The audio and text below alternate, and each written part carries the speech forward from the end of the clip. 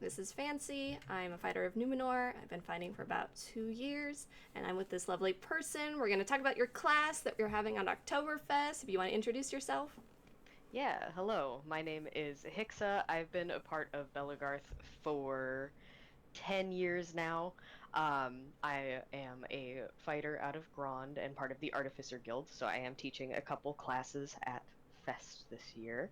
Um, my pronouns are he, him, or they, them. Great. So we'll go into just some kind, like a basically icebreakers for your classes. Get into it. So with the classes that you're going to be having, what are they? What are the two main ones that you're going to be doing? Yeah, so I am teaching a Embroidery 101 class, and then I am also teaching a band weaving class. Um, I am doing two instances of the embroidery class. So there's one class on Friday and one on Saturday. So if you can't make one, you can come to the other. And then only one instance of the band weaving class. But if you wanted to talk to me about it, you can always find me. Okay, great. So, for someone like myself who's done neither before, can you explain what Heddle band weaving is and hand embroidery?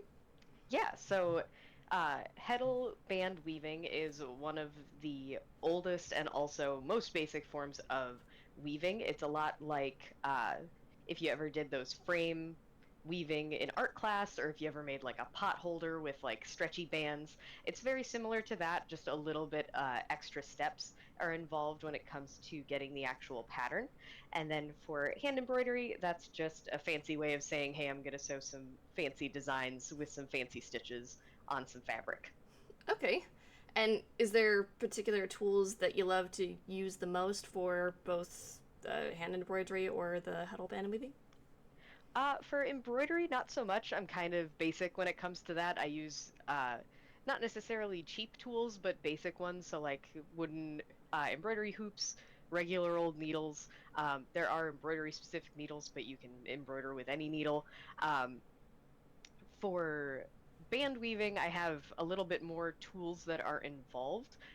One of them being my fancy loom that I have, which I need to back up from the camera so you guys can actually see it.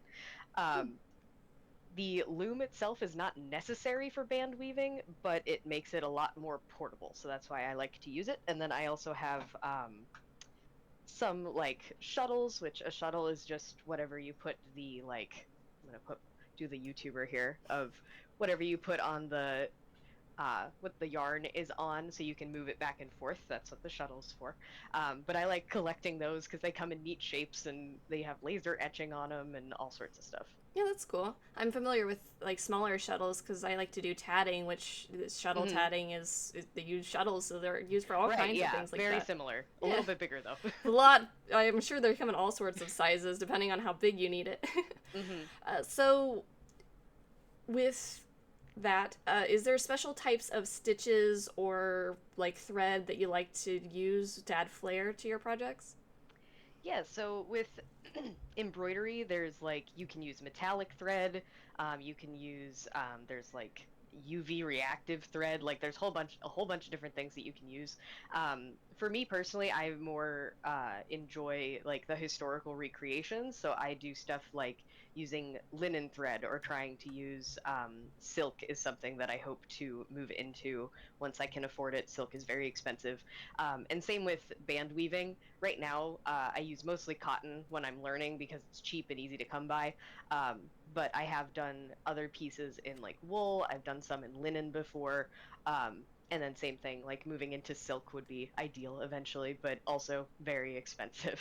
When you say moving into silk, is it the thread itself that is silk, or is it Yeah, on so silk? yep. So it is kind of both, like we doing things onto silk for embroidery, and then you can also buy silk thread as well as yarn. So you can weave with silk. It's just very thin strands. Hmm, okay.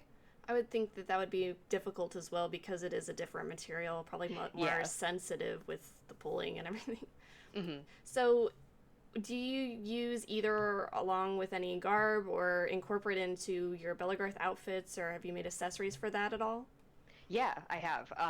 With band weaving, since you're kind of limited on um, width, So most band weaving is like between like as small as like a shoelace, and then you can go up to like 2 inches, 3 inches, but you can't weave fabric with it. So you can't make like pieces.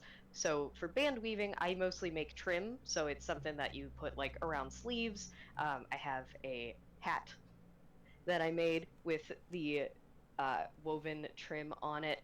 And then embroidery, same thing, is just for embellishing pieces because it's not a constructive thing, it is embellishment only.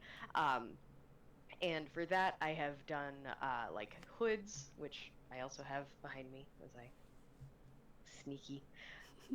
So you can put things on hoods. I've also embroidered shield covers, which is one of my like pride and joy pieces. This is Hmm. actually my partner's shield cover that is a mixed media kind of.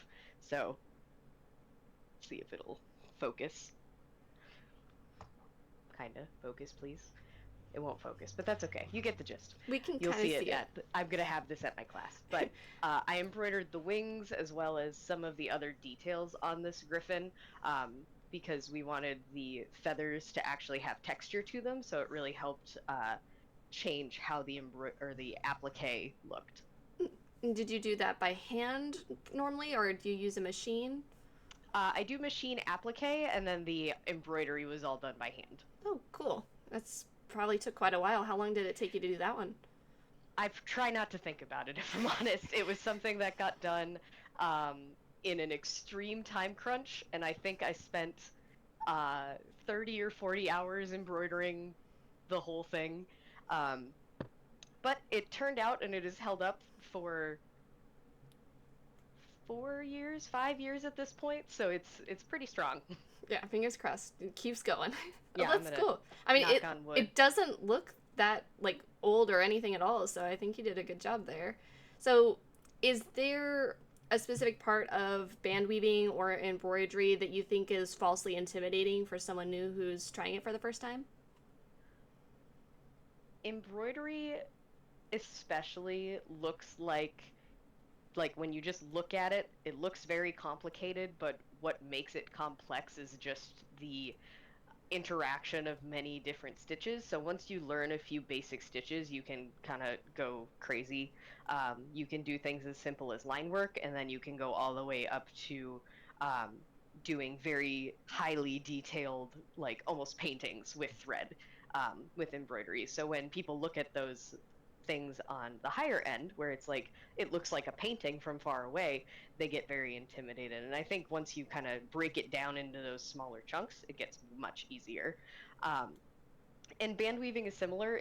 There's a lot of moving parts, and sometimes finding where to start is difficult. So just getting that initial kickstart is where the struggle usually is. Okay.